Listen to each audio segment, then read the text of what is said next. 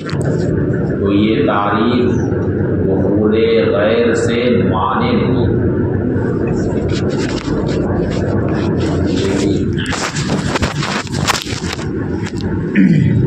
ثم عرفا مولانا اسام الملت والدین، پھر مولانا اسام الملہ والدین نے اپنی رسالہ ازدیہ کی شرح میں مدعی کی تعریف اپنے اس قول سے کی، وَمَن يُفِيدُ مُطَابَقَةَ النِّسْبَةِ بِالْوَاقِعِ، یہ وہ ہے جو اس بات کا افادہ کرے کہ نسبت واقع کے مطابق. وَقِيلَ فِيهِ نَظَرٌ، اور کہا گیا ہے کہ یہ محل نظر، یہ تعریف محل نظر ہے. اِذْ هُوَ يَصْدُقُ عَلَى كُلِّ مَنْ قَالَ بِجُمَلٍ، اس لیے کہ یہ تعریف ہر اس شخص پر صادق آ رہی ہے جس نے کچھ جملوں کا قول کیا. لِإِفَادَةِ صِدْقَ بِالاتفاق، اس لیے کہ یہ سارے جملے بالاتفاق صدق کا افادہ کرتے ہیں. ولیکن بعضها لا يدعى بها الصدق، لیکن بعض جملوں میں صدق کا دعویٰ نہیں کیا جاتا کاطراف الشرطیات، جیسے کہ شرطیات کے اطراف. فلا يكون التعریف مضطردا، لہذا یہ تعریف پورے غیر سے مانی نہیں. اس کا جواب یہ دیتے ہیں کہ مولانا اسام الدین نے مدعی کی جو یہ تعریف کی ہے کہ جو اس بات کا افادہ کرے کہ نسبت واقع کے مطابق، اس تعریف کا مطلب یہ ہے کہ جو اپنے آپ کو اس بات کے درپے کر لے کہ نسبت واقع کے مطابق، یعنی یہ فائدہ دینے کے درپے کر لے کہ نسبت واقع کے مطابق، وہ مدعی. اب اگر کسی شخص نے کوئی جملہ بول دیا، کسی جملے کا قول کیا اور وہ اپنے آپ کو افادہ کے درپے نہ کرے تو اسے مدعی نہیں کہا جاتا، بلکہ مدعی ہونے کے لیے کیا ضروری ہے کہ اپنے آپ کو اس افادہ کے درپے کر لے کہ نسبت واقع کے مطابق. لہذا جب تک وہ اپنے آپ کو اس کے درپے نہ کرے اسے مدعی نہیں کہا جائے. اور آپ نے اطراف شرطیات کو پیش کیا یہاں پہ، حالانکہ شرطیات کے اطراف کو قضایا نہیں، شرطیات کے اطراف قضایا نہیں، وہ جملے ہیں ہی نہیں. اس وجہ سے کہ ادوات شرط نے ان اطراف کو قضیہ اور جملہ ہونے سے باہر کا راستہ دکھا دیا. ادوات شرط نے اطراف شرطیات کو قضیہ ہونے سے باہر کر دیا ہے، خارج کر دیا ہے.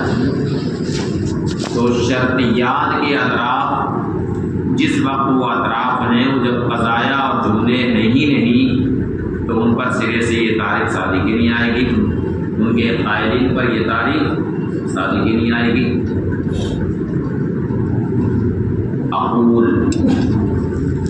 میں کہوں گا معنی قولی، مصنف کے قول کا معنی یہ ہے کہ مدعی وہ ہے من تصدى نفسه لإفادة مطابقة النسبة الخبریة للواقع، جو اپنے آپ کو اس افادہ کے درپے کرنے کی نسبت خبریہ واقع کے مطابق.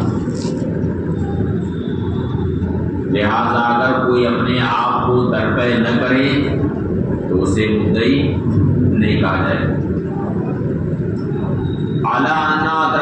اطراف الشرطیات حین کونہا اطرافا لہا، علامہ سے شرطیات کے اطراف جس وقت کی وہ اطراف ہوں شرطیات کے لیے لیست ہوئے جملے، شرطیات کے اطراف جملے ہیں ہی نہیں. کیوں نہیں جملے ہیں؟ کیونکہ ادوات شرط نے ان اطراف کو جملہ اور قضیہ ہونے سے خارج کر دیا. جیسے الشمس طالیۃ، یہ پہلے جملہ تھا، لیکن جب اس پر امکانت داخل ہو گیا اور یہ کہا امکانت الشمس طالیۃ، تب یہ جملہ ہونے سے کیا ہو گیا؟ خارج ہو گیا، قضیہ ہونے سے خارج ہو گیا. تو شرطیات کے اطراف جس وقت کی وہ اطراف ہوں وہ جملے ہیں ہی نہیں، اور جب وہ جملے ہیں ہی نہیں تو ان اطراف کا اگر کوئی قائل ہو، اطراف شرطیات کا اگر کوئی قائل ہو تو اس قائل پر مدعی کی تعریف صادق نہیں آتی. سمجھ کے جواب بات ختم ہے. اب مدعی جس نے کوئی دعویٰ کیا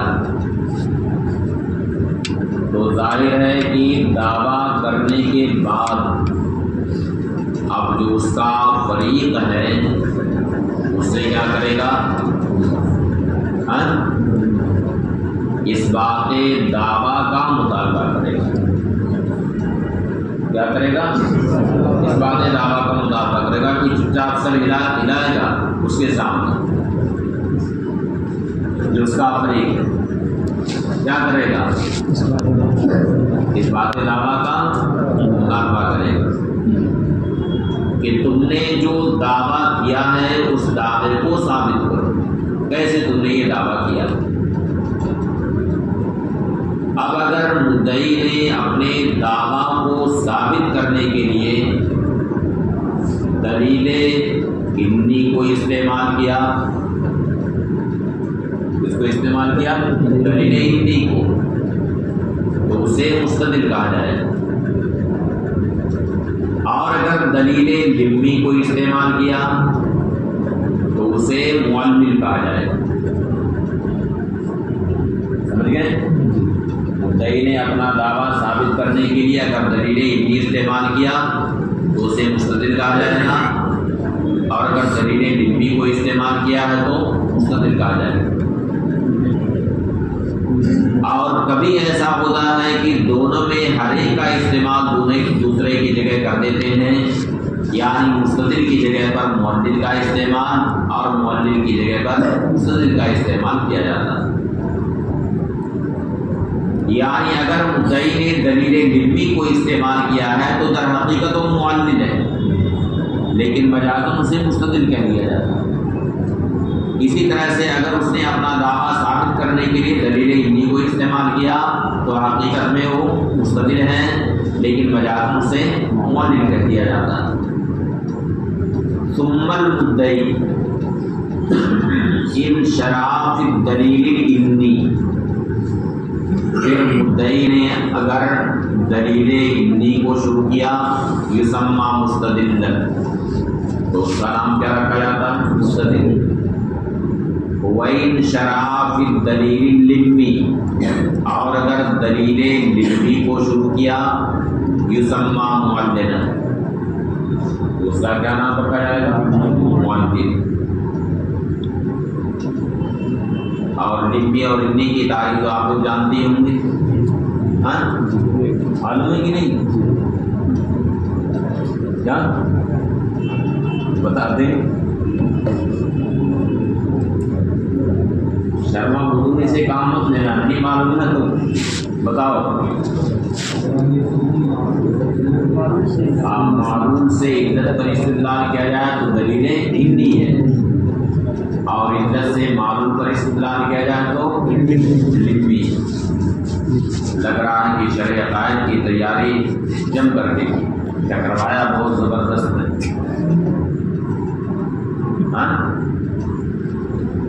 یہ تعریف کہاں ہے؟ شرح عقائد۔ لگ رہا ہے کہ کیا کروایا ہے، نہیں کروایا کیا؟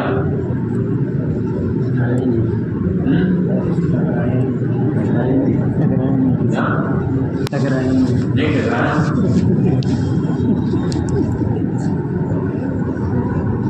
کچھ ٹکرایا تھا کہ نہیں؟ مطلب جتنی تیاری کی تھی کچھ ٹکرایا کہ کچھ نہیں ٹکرایا؟ کچھ نہیں ٹکرایا۔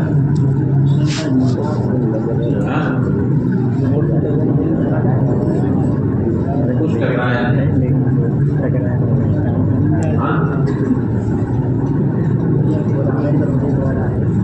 آخر سے آیا تھا،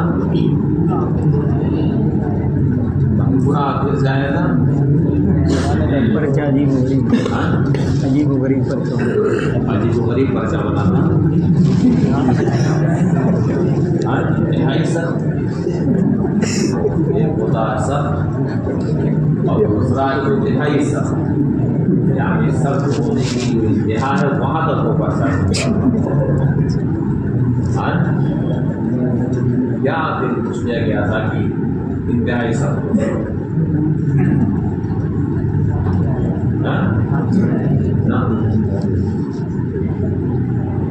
کیا پوچھ لیا گیا تھا کہ انتہائی سخت ہو؟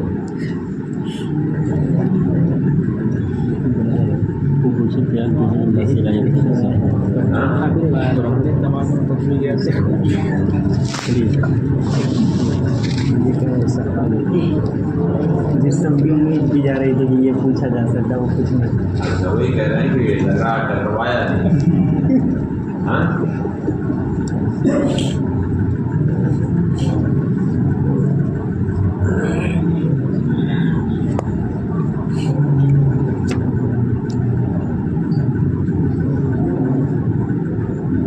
بہرحال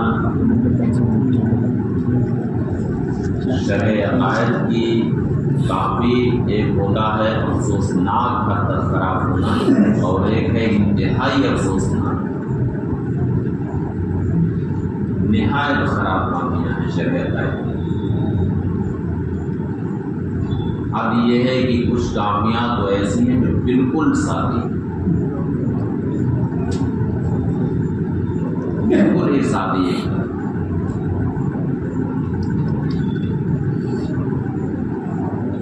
بس ایک سطر یا دو سطر پوری کافی، ایک سطر یا دو سطر کیا وہ ایک سوال کا کر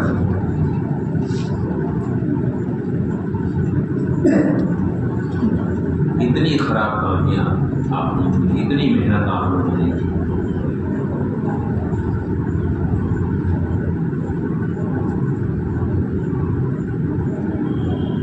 یعنی میزان عدل پر رکھا جائے تو بمشکل 20-25 لڑکے بس پاس ہیں۔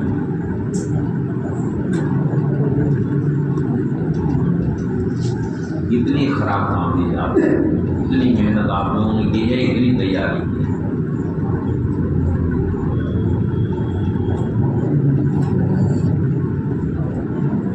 کیوں یہ حال ہے آپ کا؟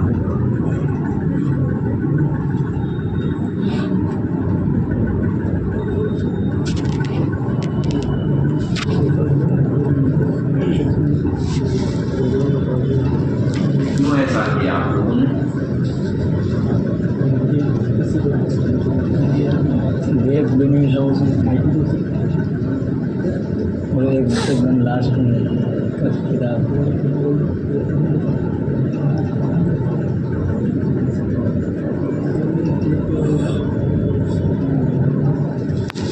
اور رہی بات پرچے کی تو پرچہ تو نہایت آسان، انتہائی آسان،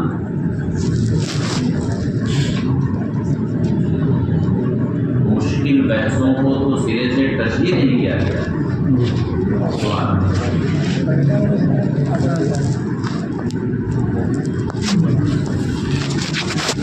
مشکل بحث کو تو تشریح نہیں کیا تو ایسا نہیں.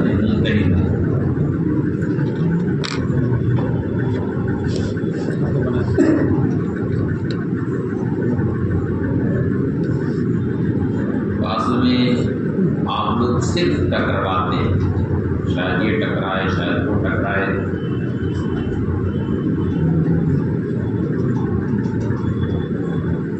اور ٹکرایا تو ٹکرایا اور نہیں تو گیا.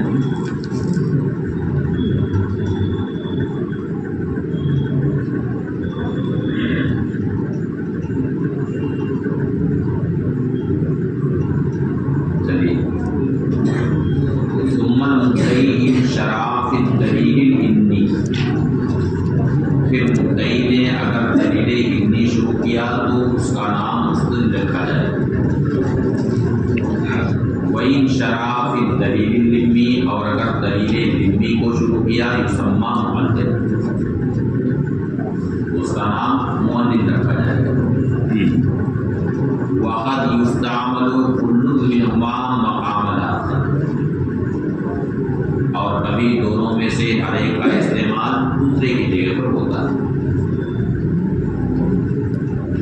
یعنی بالکل معنی عام مراد دیا جاتا ہے. متمسک بالدلیل، یعنی جو بھی دلیل سے تمسک کرے، دلیل سے استدلال کرے، اسے مؤلد اور مستدل دونوں کہتے ہیں.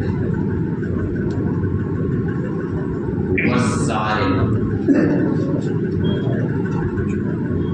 من نسب نفسه لنفیہ، اور سائل کہتے ہیں جو اپنے آپ کو اس حکم کی نفی کے درپے کرے جس کا دعویٰ مدعی نے کیا. مدعی نے جو دعویٰ کیا ہے، جس حکم کا دعویٰ کیا ہے، اس حکم کی نفی، اس کے انکار کے درپے کرے.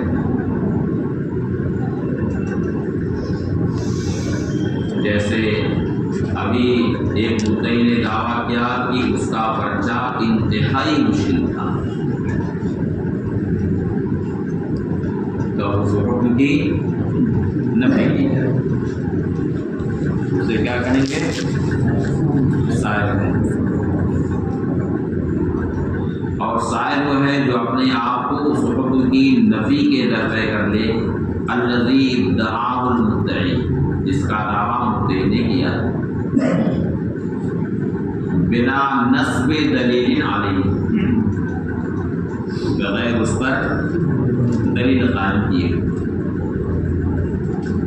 وعلی ھذا یصدق علی المناقض فقط، یعنی سائل کی جب صرف اتنی تعریف ہوگی کہ جو اپنے آپ کو اس حکم کی نفی کے درپے کرے جس کا دعویٰ مدعی نے کیا ہے، خواہ اس پر دلیل قائم کرے یا نہ کرے، تو سائل کی تعریف صرف مناقض پر شادی کرے. سائل کی تعریف صرف مناقض پر شادی کرے.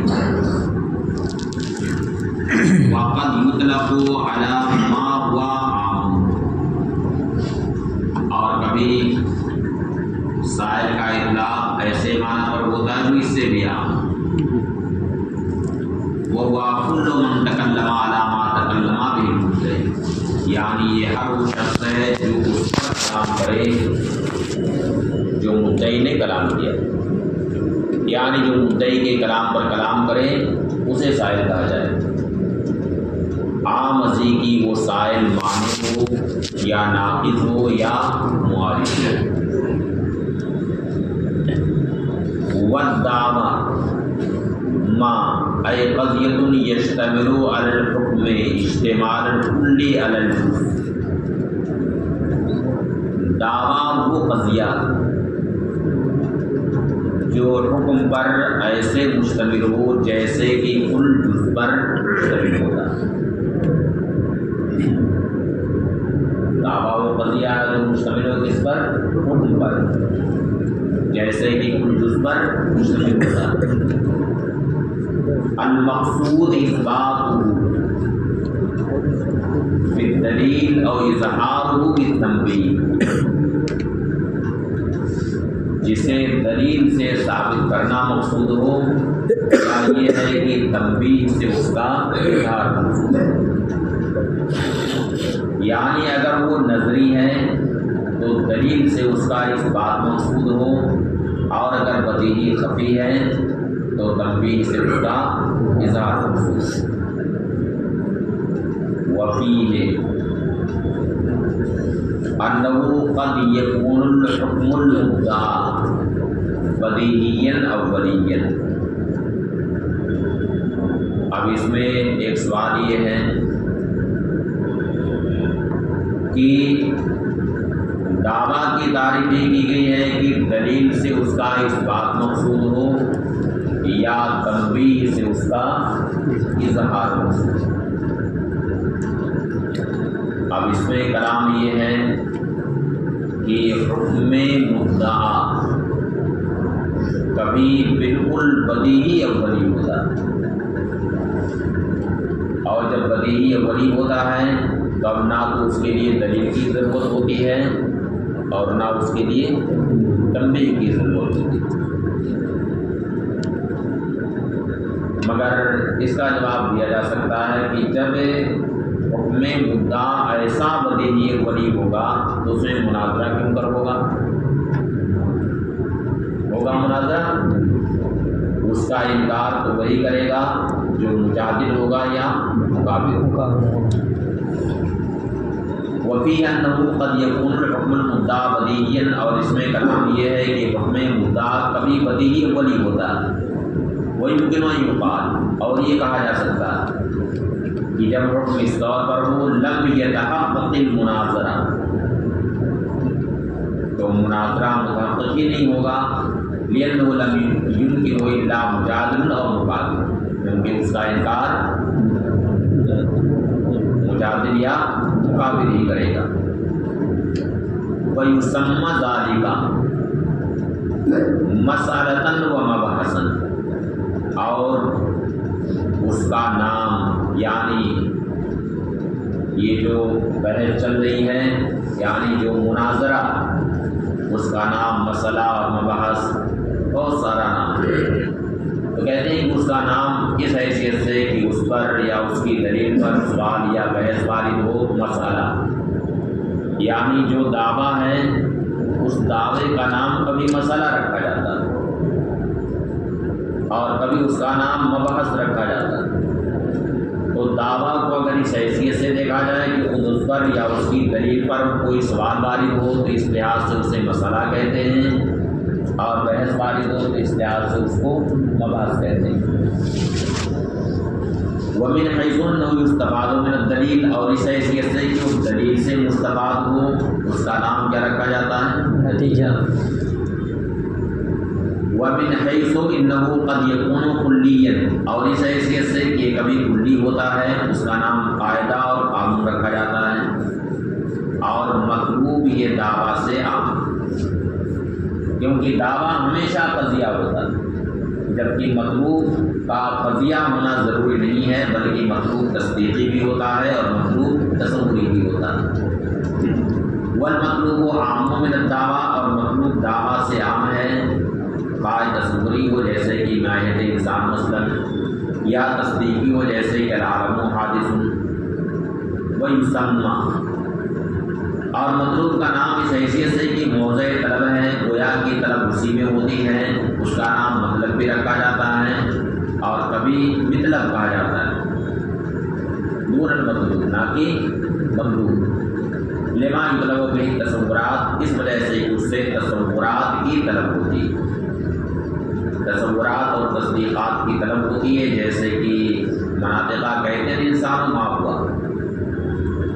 اور تصدیقات کی طلب ہوتی ہے جیسے کہ کہا جاتا ہے العالم حادث۔